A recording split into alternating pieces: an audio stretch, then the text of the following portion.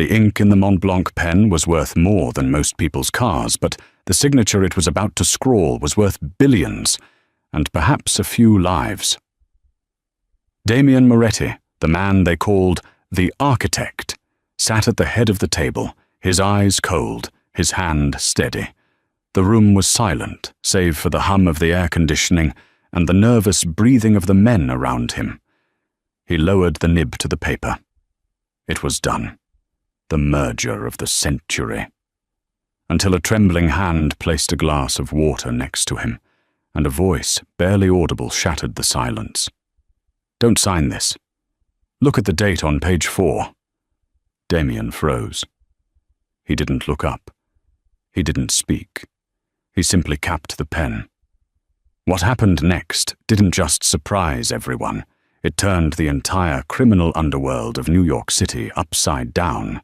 The private dining room at L'Obsidienne smelled of truffle oil, old leather, and fear. It was the kind of establishment where the menu didn't list prices, and the staff were trained to be as invisible as the oxygen the patrons breathed. Samira Jenkins adjusted her apron, her knuckles white as she gripped the tray. She wasn't supposed to be working the VIP section tonight. That was usually reserved for Henri, the head waiter, who had the uncanny ability to pour vintage Bordeaux while ignoring the fact that the men at the table were discussing how to dismantle a shipping union. But Henri had come down with a sudden violent flu an hour before the reservation, and Samira, with her college loans looming and her rent overdue, had volunteered. She regretted it the moment the group walked in. There were 6 of them.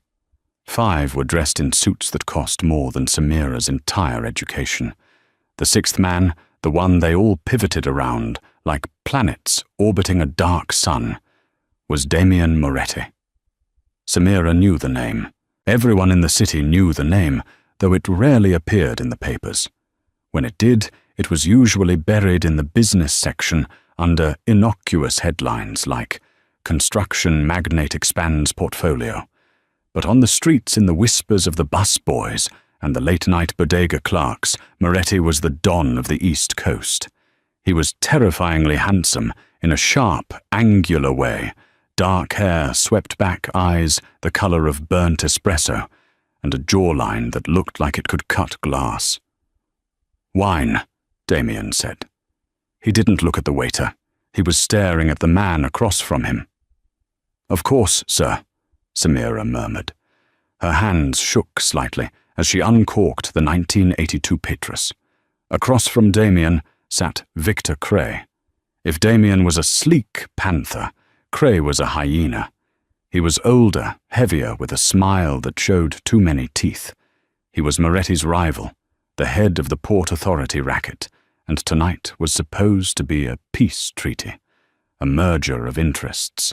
"You're making the right choice." Dom Cray said, his voice grating like gravel in a blender. "The unions are squeezing us. We combine the logistics, we cut them out. Clean, simple." Damien didn't smile. He flipped through the document on the table. It was thick, bound in heavy cream paper. "Arthur has reviewed this." Arthur Pendleton, Damien's longtime lawyer, and the man Samira had seen sweating profusely in the hallway earlier, nodded vigorously. "Yes, Damien. It's standard. Exactly what we discussed last week. The liability clauses are ironclad." Samira moved around the table, pouring the wine. She tried to make herself small to be part of the furniture. But as she reached Arthur's side, she noticed something. Arthur's hands were trembling. Not a little, a lot. He was gripping his napkin so hard his knuckles were yellow. And when Samira glanced down at the document lying open in front of Damien, her heart hammered against her ribs. Samira wasn't just a waitress. She was a dropout, a third-year law student who had to leave Columbia when her father got sick. She knew contracts. She knew how they looked, how they felt, and most importantly, she knew how they could be weaponized. She poured wine into Arthur's glass, and her eyes caught the text on the open page. It was the indemnity clause. But it was wrong. The formatting was slightly off the font size, a fraction smaller than the rest. It wasn't standard boilerplate. Waiving all rights to asset retention in the event of federal indictment. It was a suicide pill. If Damien signed this, and if Cray or someone else tipped off the feds, Damien wouldn't just lose the deal. He would lose everything. His legitimate businesses, his properties, his accounts. It was a complete transfer of assets disguised as a liability shield, and Arthur, his lawyer, was letting him sign it. Samira felt a cold sweat prickle her neck. Walk away, a voice in her head screamed. This isn't your world. These men kill people for looking at them wrong. She moved to Damien's side. He picked up his pen. It was a heavy black lacquer instrument. The room went silent. Cray was leaning forward, his eyes hungry. Arthur was staring at his water glass, refusing to look at his boss. Damien removed the cap. The scratch of the metal against the paper was imminent. Samira's father had always told her she had a saving people thing. It was why she wanted to be a lawyer. It was why she was broke. It was why she couldn't move her feet toward the kitchen. She stepped in, reaching for his water glass to refill it, even though it was full. More water, sir? She asked. Damien paused, annoyed. He looked up at her, his eyes narrowing. It's full. Samira leaned in ostensibly to adjust the placement of the glass. Her face was inches from his ear. She smelled expensive cologne and danger. Don't sign this. She whispered the words barely a breath. Page 4. The indemnity clause. It transfers your assets upon indictment. Your lawyer knows. She pulled back instantly, picking up the empty bread basket. As a cover, her heart thumping so hard she thought it might bruise her ribs. Damien didn't flinch. He didn't gasp. He didn't look at her. He stared at the paper. The silence stretched for 10 seconds. To Samira, it felt like 10 years. Is there a problem, Dom? Cray asked, his smile faltering.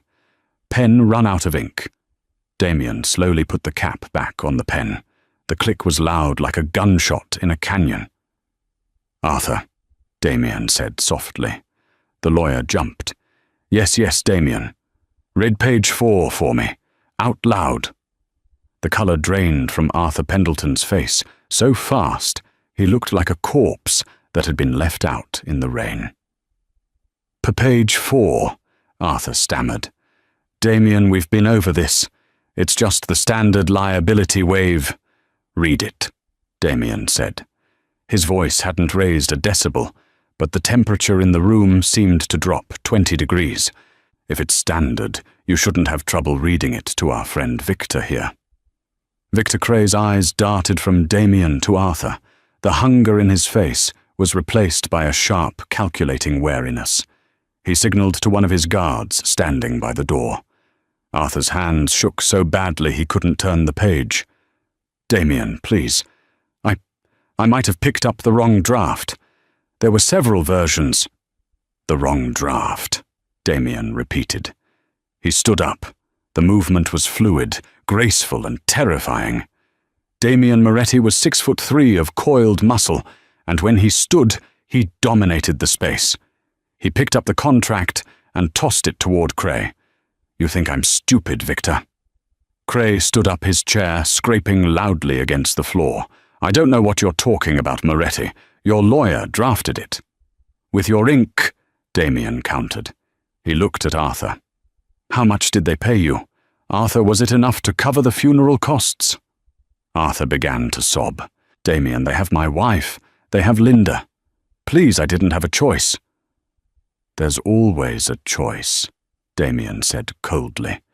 The air in the room shifted instantly from tension to violence. Cray's hand went inside his jacket. Kill him, Cray barked. Damien was faster. He didn't reach for a gun. He reached for the steak knife on his plate. In one motion, he drove it through Cray's hand, pinning it to the mahogany table. Cray screamed a guttural sound that tore through the restaurant's elegance. Gunfire erupted. Glass shattered. Samira screamed and dropped to the floor, covering her head with her arms. The elegant dining room turned into a war zone. Damien flipped the heavy oak table onto its side, using it as a shield against the bullets coming from the door. "Get down!" Damien roared, pulling a sleek silver pistol from a holster at the small of his back. He fired 2 shots over the barricade, efficient controlled double taps. 2 of Cray's men dropped. Samira was hyperventilating, curled in a ball near the overturned table. She felt a strong hand grab her arm. "Up, now." She looked up into Damien's eyes. They were wild, fueled by adrenaline, but focused. I can't," she stammered. "You stay here, you die," Damien said flatly. "You whispered in my ear, sweetheart. You picked a side. Now you have to live with it." He yanked her to her feet. Bullets chipped the plaster off the wall, inches from her head. Samira shrieked, stumbling forward. Damien kept his body between her and the shooters, firing back with terrifying precision. "The kitchen!" Samira yelled, her survival instinct finally kicking in. "The back exit leads to the alley. Lead the way." They sprinted toward the kitchen swing doors. Samira crashed through them, Damien right on her heels. The kitchen staff was in chaos, chefs and sous chefs diving under stainless steel counters. Pans clattered to the floor. They burst out into the cool night air of the alleyway. A black SUV was idling there, Cray's backup likely. Damien didn't hesitate. He shot the driver through the windshield before the man could even raise his weapon. He shoved Samira toward a nondescript grey sedan, parked 3 cars down his own emergency vehicle. "Get in." Samira scrambled into the passenger seat. Damien vaulted into the driver's side, keyed the ignition, and the engine roared to life.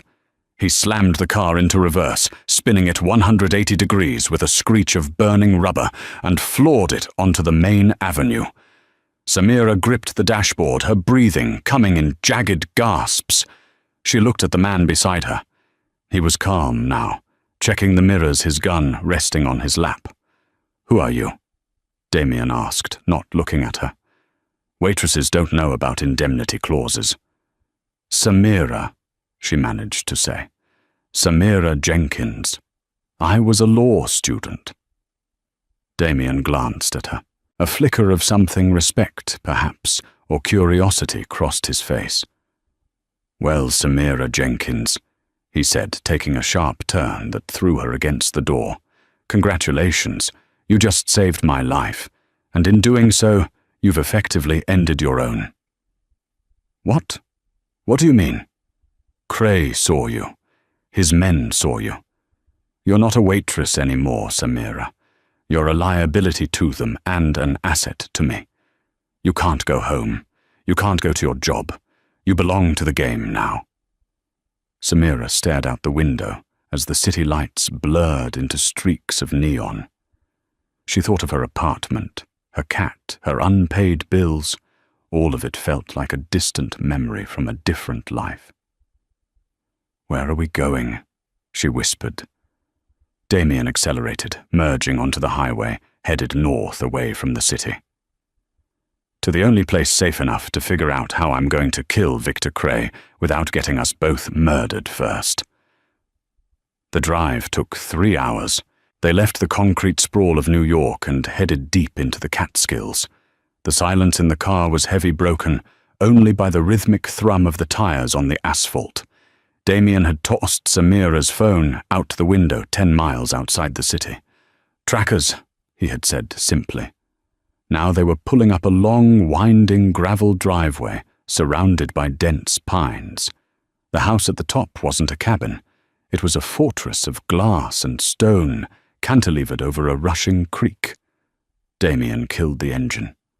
The darkness here was absolute, save for the motion sensor lights that flickered on as they approached the heavy oak door. "Inside," Damien ordered. "Don't touch anything electronic. No TV, no landline." Samira stepped into the foyer. It was minimalist, cold, and undeniably masculine. A fire was already crackling in the hearth gas, remote-controlled, she assumed. "Sit," Damien said, pointing to a leather armchair. He went to a sideboard and poured 2 drinks. Amber liquid splashed into crystal tumblers. He walked over and handed one to her. "Drink. It'll stop the shaking." Samira took the glass. Her hands were still trembling. She took a sip. It was whiskey smooth, but with a bite that burned her throat. Damien sat opposite her on the coffee table, leaning forward, his elbows on his knees. The gun was gone, but the intensity remained. "Why?" he asked. Samira looked up. "Why what?" "Why did you speak up? You could have walked away. Poured the water, let me sign my life away, and gone home to your whatever life you have." Samira swirled the whiskey. "My father." Damien's brow furrowed. "Your father. His name was Thomas Jenkins. He owned a small construction firm in Jersey. About 5 years ago, he got a contract for the docks. He was so happy. He thought it was his big break." Samira's voice tightened. He didn't know he was doing business with a shell company owned by Victor Cray.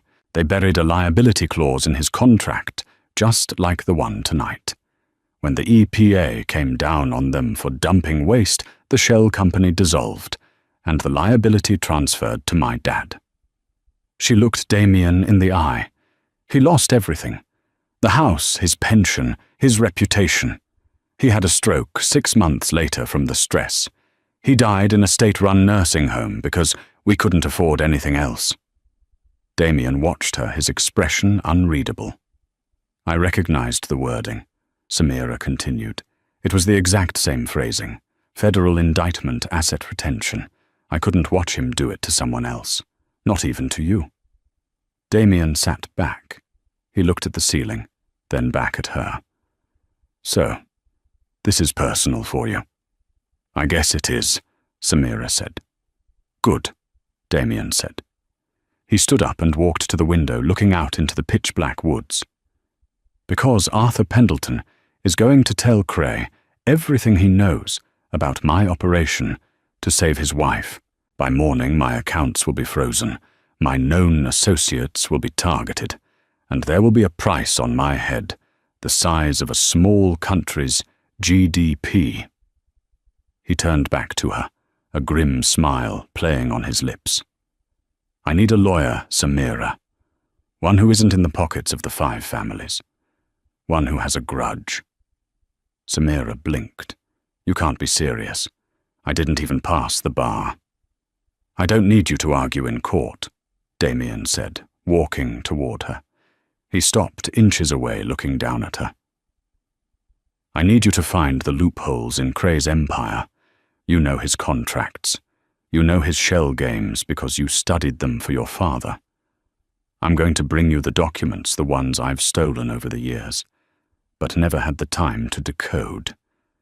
You're going to find me a way to legally cripple him while I physically dismantle him. And if I say no, then I give you $10,000 and a bus ticket to Ohio, and you spend the rest of your life looking over your shoulder." Samira looked at the whiskey in her glass. She thought of her father, pale and defeated in that hospital bed. She thought of the smug look on Cray's face before Damien put a knife through his hand. She downed the rest of the drink and set the glass down with a definitive clink. "I hate Ohio," Samira said. Damien smiled. It was the first real smile she had seen on him, dazzling and dangerous. "Welcome to the family, Samira." 2 days later. The safe house was no longer quiet. It had become a war room. Tables were covered in blueprints, financial ledgers and stacks of hard drives. Samira had barely slept. She was running on adrenaline and Damien's espresso machine. She was knee-deep in a stack of Cray's offshore accounts when Damien walked in. He was wearing a holster over a tight black t-shirt, his phone pressed to his ear. "I don't care," Damien barked into the phone. "Burn it! If they found the warehouse, burn it all. I won't let Cray take the inventory." He hung up and threw the phone onto the couch. He looked exhausted. There was a bandage on his forearm where a stray piece of glass had cut him during the exit from the restaurant. "Bad news?" Samira asked, without looking up from the ledger. "Cray is moving faster than I thought. He hit 2 of my distribution centers this morning. He knows my logistical routes." Damien ran a hand through his hair. Someone is feeding him real-time intel. Someone close. Samira paused. Closer than Arthur. Arthur knew the legal side. He didn't know the street routes. This is someone in my inner circle, my captains. Damien walked over to the table and looked at her work. "Find anything?" "Yes," Samira said. She pointed to a highlighted column. "Cray isn't just washing money. He's leveraging it. He's using the pension funds of the dock workers to secure loans for high-risk real estate. If the real estate market dips even a fraction, the pensions vanish. He's gambling with their retirement," Damien muttered. "Classic Victor. But here's the catch," Samira said, her eyes lighting up. "To secure those loans, he had to list a guarantor." "Look who it is." Damien leaned in. "Ethelgard Holdings." "And do you know who owns Ethelgard Holdings?" Samira asked. "No." "Arthur Pendleton," Samira said. Damien stiffened. "Arthur. It's a shell within a shell. Arthur isn't just Cray's pawn. He's his partner. He wasn't forced to betray you, Damien. He's been helping Cray build this for years. The crying act at the restaurant. It was a performance to buy him time." Damien's face darkened. A vein pulsed in his temple. "He told me they had his wife." "His wife filed for divorce 3 years ago. She lives in Paris," Samira said, tapping a printed dossier she had pulled from a public records database. Damien slammed his fist onto the table, making the papers jump. "I'm going to kill him." "You can't just kill him," Samira said, standing up to meet his gaze. "If you kill him, the structure holds. His shares just transfer to a trust. You need to destroy the trust first." "How?" "We need Arthur's physical signature key. It's a digital encryption dongle. Lawyers at that level use them to authorize massive transfers. If we get that key, I can authorize a transfer of the guaranteed assets back to the pension funds. Cray defaults on the loans. The bank seizes his properties. He's bankrupt in 24 hours. Damien looked at her with a new intensity. "You want to rob Arthur Pendleton? I want to break them," Samira said fiercely. Damien stared at her for a long moment. The chemistry between them, usually simmering beneath layers of fear and duty, suddenly spiked. He reached out and tucked a strand of hair behind her ear. His fingers lingered on her jaw. "You're dangerous, Samira Jenkins." "I learned from the best," she whispered. The moment was magnetic. Damien leaned in his lips inches from hers. Samira's breath hitched. Suddenly the lights in the house cut out. Darkness swallowed them. "Down!" Damien hissed, tackling her to the floor, just as the front window shattered inward. Flashes of light illuminated the room. Gunfire. "They found us," Damien growled, covering her body with his. "How the hell did they find us?" "The phone," Samira realized. "You used the phone. It was encrypted." "Encryption. Doesn't matter if they have a voice print match on the network," Samira yelled over the noise of shattering glass. Damien cursed. He rolled off her, pulling his gun. "Stay low. Crawl to the bathroom. Cast iron tub. Get in it." "Where are you going?" "I'm going to buy us some time." Damien moved into the darkness, a shadow hunting shadows. Samira crawled across the floor glass, slicing into her palms. She reached the bathroom and scrambled into the heavy tub. She heard shouts downstairs. Then a voice she recognized. "Domo, come on out. Dom Arthur says hello." It was Cray's voice. He was here. Samira clutched her knees. She heard Damien return fire 3 shots, then silence, then 2 more, then a loud crash, like a door being kicked in. "Clear left, clear right." Footsteps were thundering up the stairs. Samira looked around the bathroom. There was a small window high up. It was too small for Damien, but maybe... No, she wasn't leaving him. She spotted a bottle of bleach and a bottle of ammonia under the sink. A desperate chemical idea formed in her mind. She grabbed them both and crawled to the doorway. Damien was backed into the hallway, firing at the stairs. He was pinned. "Damien!" she screamed. He glanced back. "I told you to hide! Cover your face!" Samira hurled the open bottle of bleach, then the ammonia down the stairwell where the men were bunching up. The liquid smashed and mixed on the landing. Chloramine gas. It wasn't instant death, but in a confined space, it was blinding, choking hell. Coughing and retching erupted from the stairs. Men screamed, clawing at their eyes and throats. "Go now!" Samira yelled. Damien didn't argue. He grabbed her hand and they ran to the master bedroom. He threw open the balcony doors. "Jump! Are you crazy? It's a 2-story drop. Into the creek, aim for the water." They leapt into the black void. The water hit them like a sledgehammer of ice. Samira didn't even have time to scream before the freezing current of the creek swallowed her whole. The blackness was absolute. The water was turbulent, swollen from recent rains, and it tumbled her over and over, stripping the breath from her lungs. She tumbled blindly, her limbs striking rocks, the roar of the water deafening her. "I'm going to die," she thought.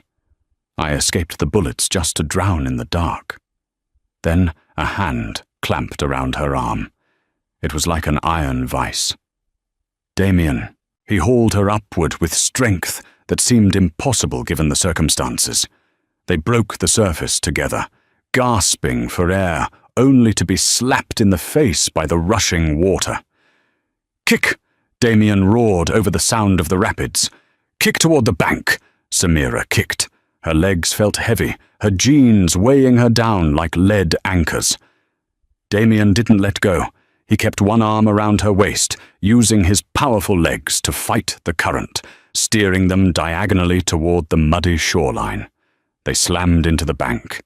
Damien shoved her up onto the mud, then dragged himself out after her. They collapsed in the tall grass, coughing up water, shivering violently. Above them, on the cliff edge near the house, flashlight beams cut through the night sky. They could hear the faint barking of dogs. We can't stay!" Damien gasped, rolling onto his back. He was soaked, his black shirt clinging to his chest. "They'll bring the dogs down here." Samira tried to stand, but her knees buckled. "I can't feel my feet." Damien stood up. He grabbed her hand and pulled her up, not gently, but with urgency. "Move, Samira. You stop, you freeze. You freeze, you die. Move." They stumbled into the tree line. The forest was dense, a tangle of pine and thorny underbrush that tore at their clothes. Damien took the lead, holding her hand so tightly her fingers went numb. He navigated the darkness by instinct, moving with the stealth of a predator. They walked for what felt like hours. The adrenaline began to fade, replaced by the gnawing, bone-deep ache of hypothermia. Samira's teeth were chattering so hard her jaw ached. "Damien," she stammered. I have to stop." He stopped and turned. In the faint moonlight filtering through the canopy, his face was pale, his lips blue. He touched her cheek. His hand was freezing. "There's a hunting blind," he said, his voice rough. "About 1/2 mile east. I used to hunt here with my father. If it's still standing, we can rest." "1/2 mile," she whispered. It sounded like a marathon. "Come on." He didn't just hold her hand this time. He wrapped his arm around her shoulders, pulling her body heat against his. They marched on a single, shivering entity in the vast, indifferent woods. The hunting blind was little more than a wooden shack raised on stilts, but it had a roof and 4 walls. Damien kicked the rotting door open and ushered her inside. It smelled of mildew and old pine needles, but it was dry. "Clothes," Damien ordered. "Off, now." Samira blinked sluggishly. "What? You're going hypothermic. Wet clothes will kill you in 20 minutes. Take them off."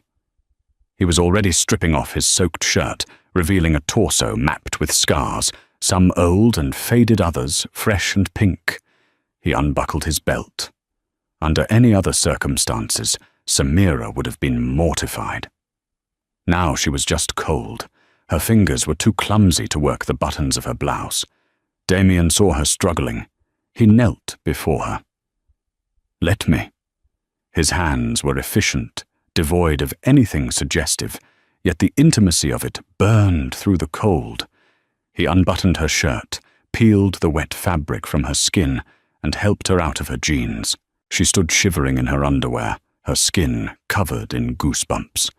Damien tossed his jacket leather, and therefore slightly drier on the inside, onto the floor. "Lie down," he said. He lay down next to her and pulled the jacket over them as best he could. Then he wrapped his arms around her, pulling her back against his chest, tangling his legs with hers. "Body heat," he murmured against her ear. "It's the only way." Samira lay frozen, her heart hammering against her ribs. He was so hard, so solid. Slowly the warmth began to return.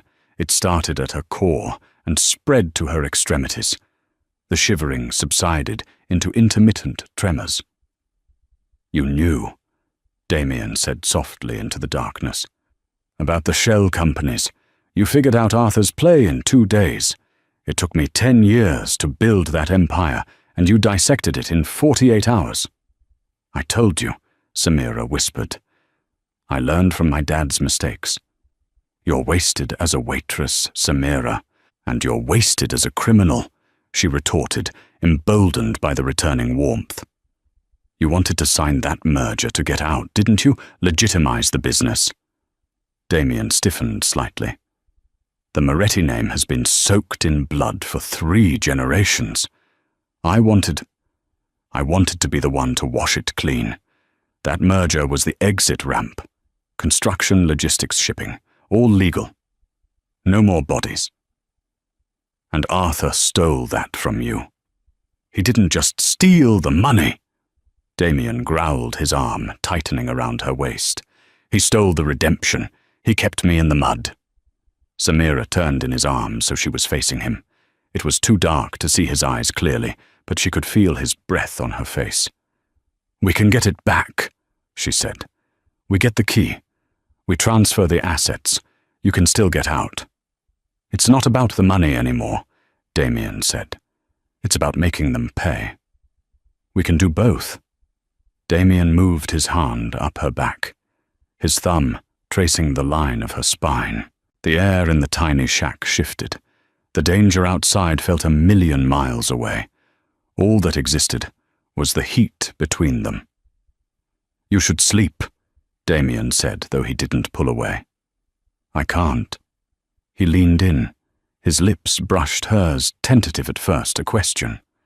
Samira answered it by pressing closer her hands, finding the bare skin of his shoulders. The kiss deepened, becoming hungry, desperate. It was a release of all the fear, the adrenaline, the proximity of death. For a few hours in a rotting shack in the middle of nowhere, they weren't a waitress and a mafia boss. They were just 2 people keeping the cold at bay. The next morning. Sunlight sliced through the cracks in the wooden walls. Samira woke up alone. Panic surged for a split second before the door creaked open. Damien stepped in. He had put his damp clothes back on. He held a handful of berries and a plastic bottle of water he must have salvaged from his car before the crash, though she didn't remember him grabbing it. "Breakfast," he said grimly. "We need to move. I hiked to the ridge. I saw a cruiser on the main road. State troopers.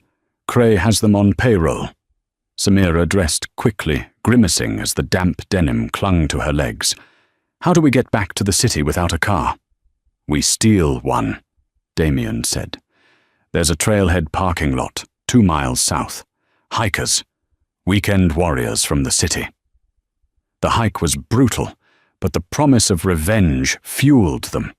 They found a Subaru Outback parked at the trailhead. The owner, a man in expensive hiking gear, was busy stretching by the map board. Damien didn't use a gun. He walked up to the man, asked for the time, and before the guy could check his watch, Damien delivered a swift, precise punch to the jaw. The man crumbled. "Get his keys," Damien told Samira. Samira patted the unconscious man's pockets, her hands shaking. She found the fob. "Got it." They were on the highway in 5 minutes. Back in New York City. They didn't go to Manhattan. Damien drove them to Queens, to an industrial district of auto body shops and scrapyards. He pulled the Subaru into a garage marked Salvatore's Auto. The bay door rolled down behind them, plunging them into shadow. A woman walked out from the office. She was in her 50s with grey steel hair pulled back in a severe bun, wearing grease-stained coveralls. She held a wrench like a weapon. "You look like hell, Dom," she said, her voice raspy. "Good to see you too, Ma," Damien said. Samira's eyes widened. "Ma, not his mother," the woman grunted. "God forbid. I'm Martha. I fixed his first bike. Now I fix his messes." She looked at Samira. "Who's the stray?" "This is Samira. She's legal counsel." Martha snorted. "She looks like she rolled down a mountain." "We need a clean car, fresh clothes, and a laptop with a secure connection," Damien said. "And I need you to reach out to the ghost." Martha dropped the wrench. It clattered loudly on the concrete. "The ghost, Dom, you know he doesn't work for the families anymore. Not since the 08 purge." "He owes me," Damien said. "Tell him I'm cashing in the favor for the sister." Martha's expression softened. She nodded. "Go upstairs. Shower, I'll burn these clothes." Upstairs, in the small apartment above the garage, Samira finally scrubbed the mud and river water from her skin. When she came out, wrapped in a towel, Damien was already dressed in jeans and a black hoodie Martha had provided. He was typing furiously on a laptop. "I found him," Damien said. "Cray." "Arthur," Damien corrected. "We have a window. A very small, very dangerous window." Samira walked over to the screen. It was an invitation digital flyer. The Metropolitan Legal Aid Charity Gala. Saturday night. The Plaza Hotel. "He's going to be there?" Samira asked. "He's the guest of honor," Damien said, pointing to the text. "Honoring Arthur Pendleton for his lifetime of service. The irony is sickening." "He'll be surrounded by security," Samira noted. "And Cray's men." "Exactly," Damien said. "He'll feel safe. He'll have the digital key on him. He never lets it out of his sight, especially now that he knows I'm coming for him. He wears it on a platinum chain around his neck. So we just walk into the plaza, past the metal detectors, past the bodyguards, and snatch a necklace off the guest of honor?" Samira asked incredulously. "That's suicide." "We don't snatch it," Damien said, turning to look at her. His eyes were cold, calculating, and fierce. "We make him give it to us." "How?" "We need to get you inside," Damien said. "Not as a waitress, and not as a lawyer." "Then as what?" Damien looked her up and down. "As the one thing Arthur Pendleton has a weakness for. A damsel in distress with a secret." "I don't understand." "Arthur thinks you're dead," Damien explained. "Cray told him we died in the river. If you walk into that gala looking like a ghost, looking like $1 million, he won't be scared. He'll be curious. Arthur is arrogant. He thinks he's untouchable. He'll want to know how you survived. He'll want to know what you know. You want me to bait him? I want you to lure him into a private room. I'll handle the rest." Samira looked at the screen, then at Damien. "I need a dress," she said.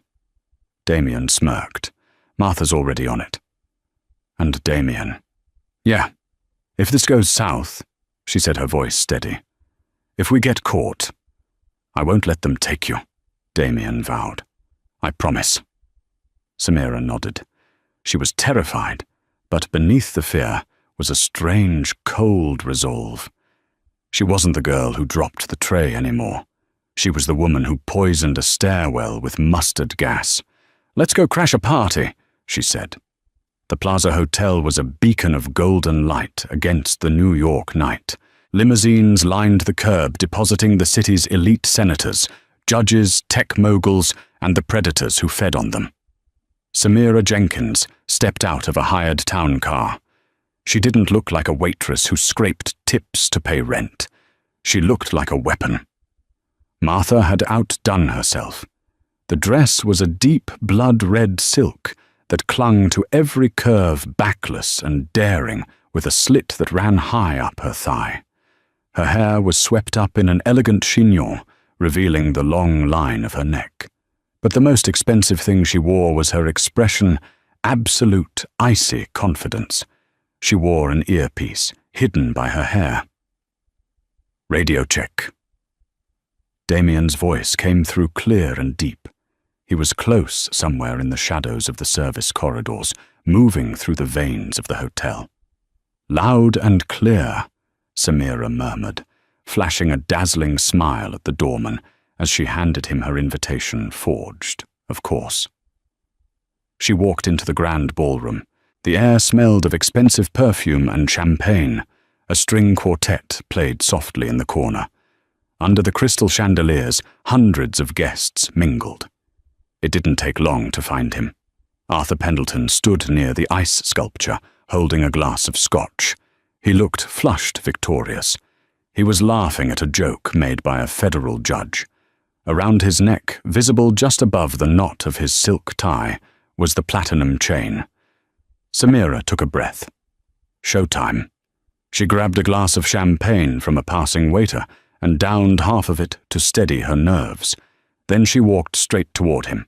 "Hello, Arthur." The lawyer froze. The color drained from his face, as if someone had pulled a plug. He stared at her, his mouth opening and closing like a fish. "Samira," he whispered. "But," Cray said.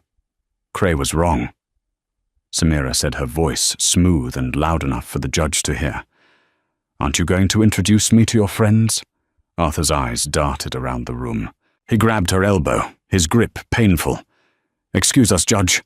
An old acquaintance." He dragged her toward the terrace doors.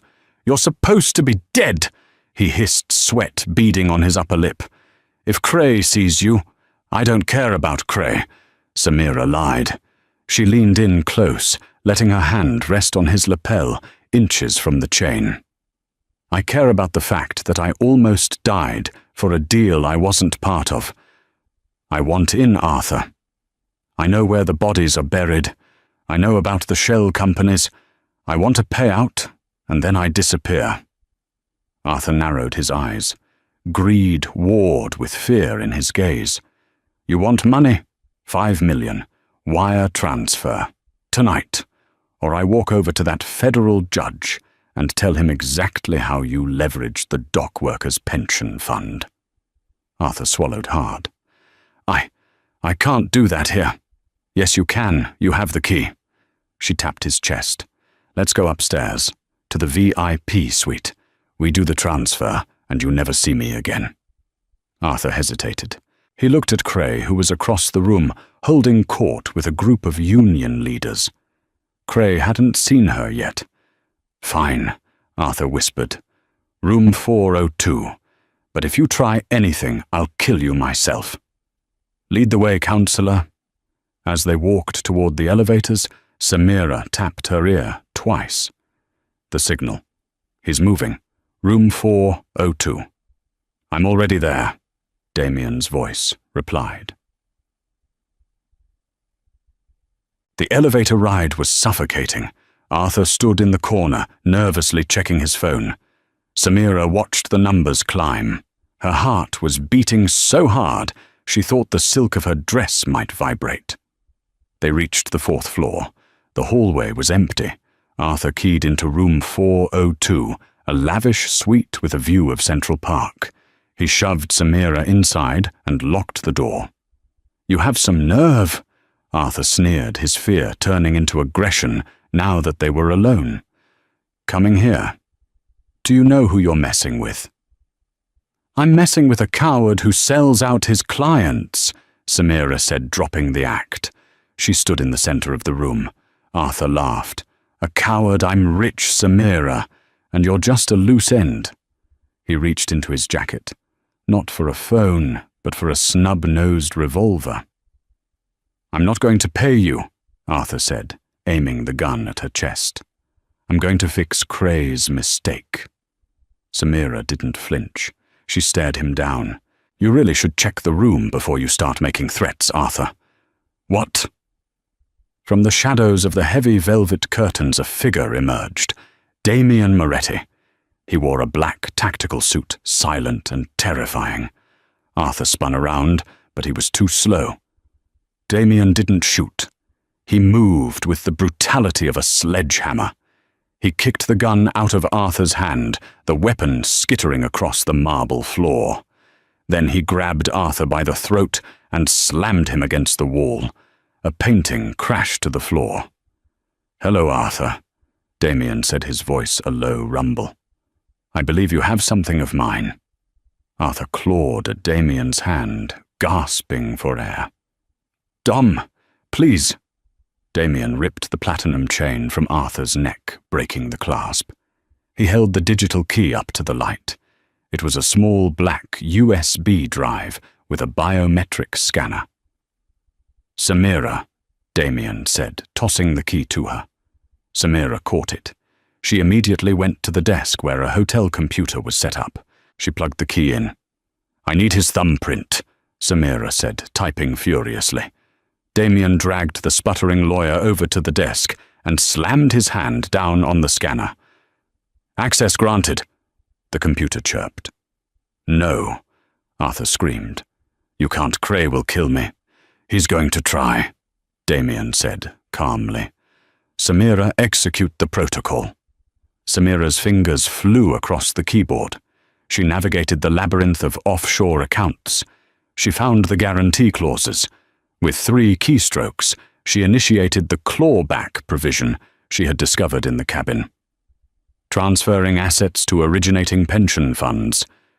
Processing.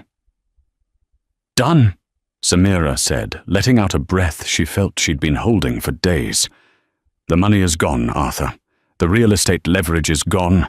Cray's loans just went into immediate default." Suddenly, Arthur's phone on the floor began to buzz. Then ping, then ring. It was a cacophony of notifications. "That's the banks," Damien said, checking his watch. "And that," a siren wailed in the distance, getting closer, "is the FBI. We sent them your full ledger about 20 minutes ago." The door to the suite exploded inward. It wasn't the police. Victor Cray stood in the doorway, flanked by 3 armed men. His face was purple with rage. He held a submachine gun. "You think you can steal from me?" Cray roared. Damien shoved Arthur toward Cray, using the lawyer as a human shield, just as Cray opened fire. Arthur screamed as bullets tore into him. He collapsed, paying the ultimate price for his treachery. Damien flipped the heavy oak desk over, grabbing Samira and pulling her behind it. Wood splintered as bullets chewed up the furniture. "We're pinned!"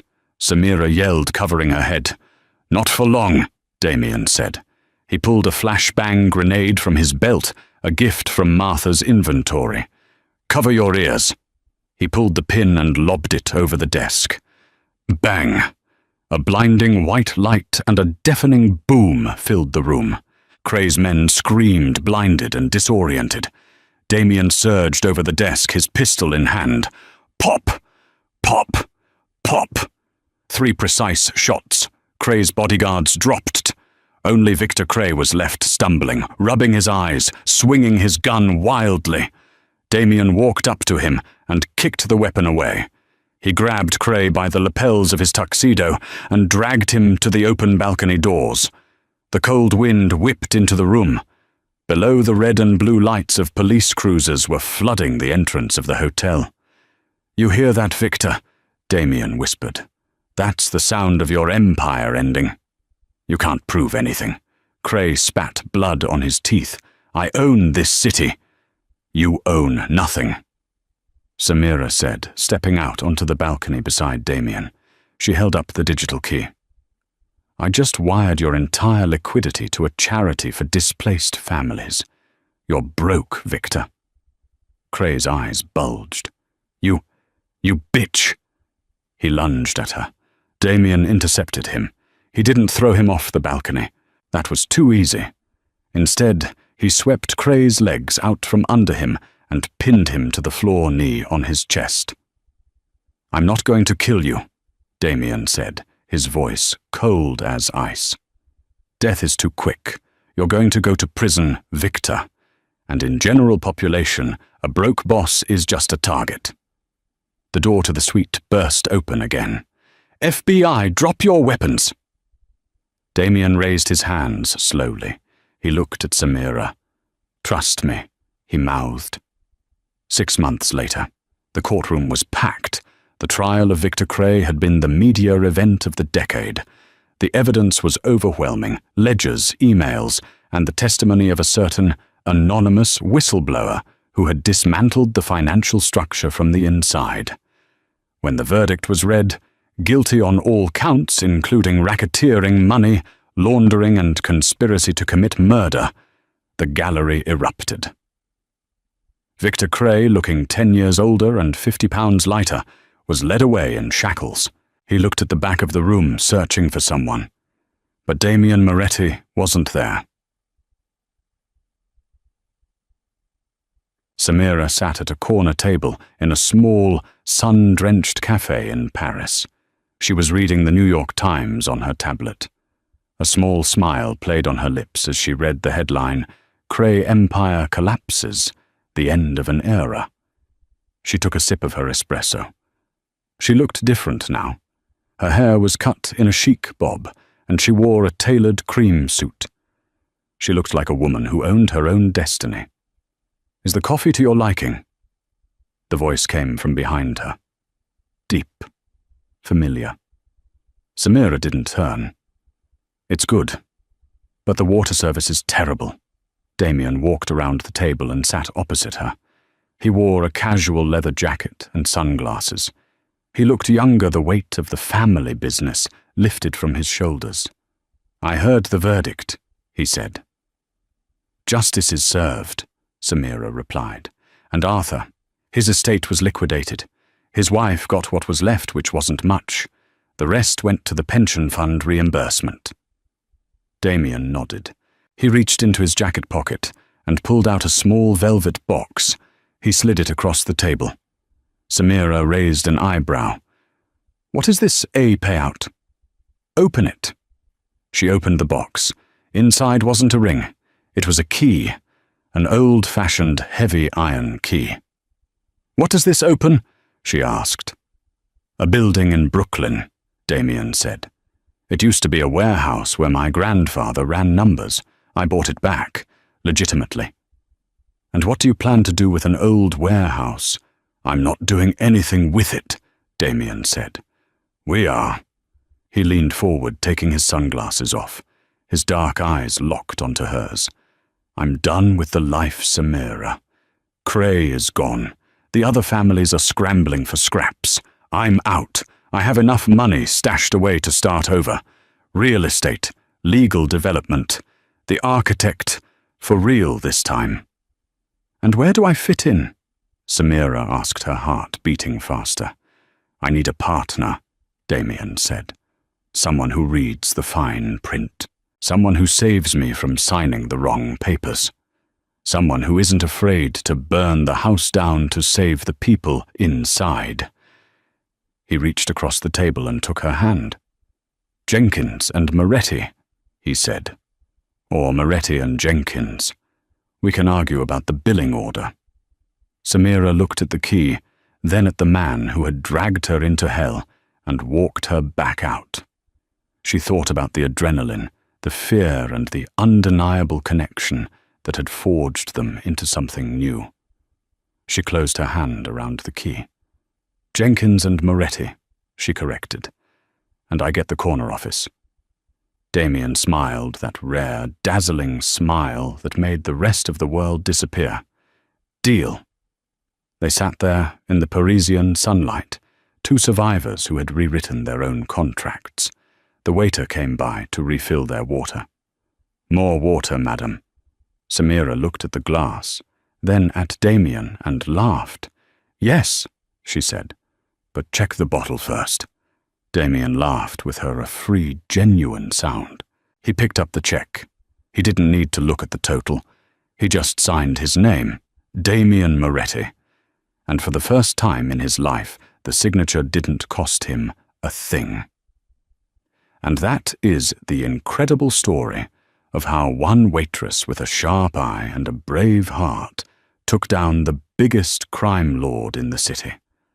From a spilled glass of water to a new life in Paris, Samira and Damien proved that sometimes the most dangerous weapon isn't a gun, it's reading the fine print.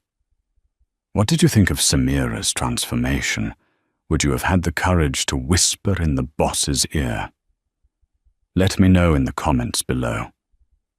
If you enjoyed this story of danger, romance, and redemption, please smash that like button. It really helps the channel grow.